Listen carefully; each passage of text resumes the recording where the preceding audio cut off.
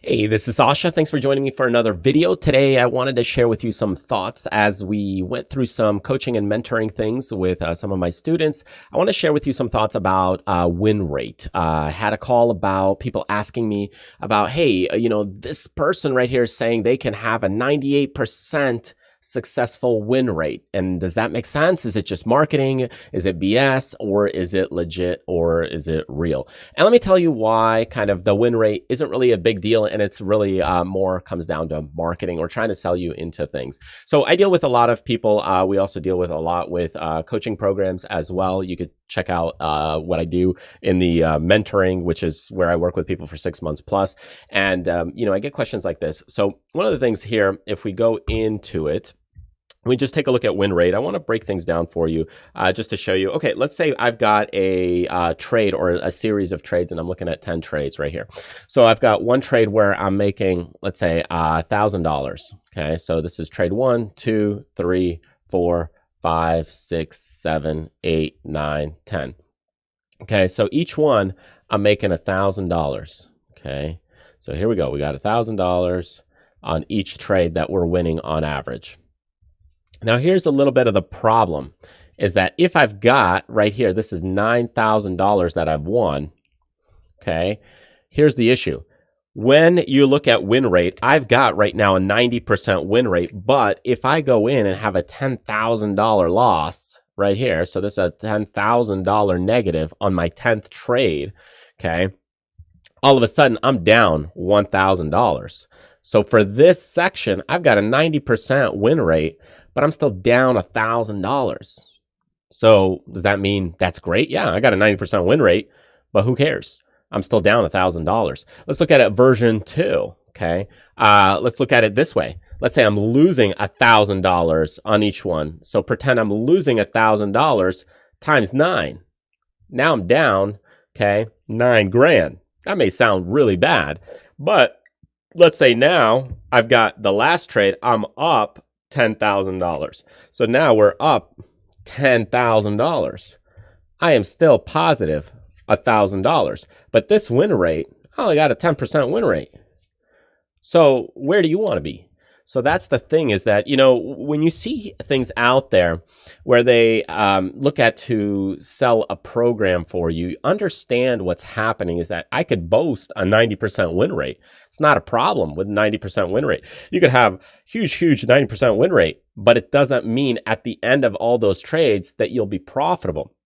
The objective is to learn and understand what's happening and how it ties into the trading. Here, I'll show you another trade example actually from some of the coaching and mentoring because I do example trades and we do paper trading with them to make sure they understand these concepts. Let's go over here. And just to give you some ideas, you could see there's, we deal with a lot of different trades. I was working with Cynthia here this last week and we put on some basic, stock positions here. Not a big deal, but some of them are losers, some of them are winners. This one's up, let's say $200 or so, 150 today for Tesla. But then I've got other positions over here. These are from other people that I've put on different positions. I've got Etsy, Goldman Sachs, IWM, Facebook.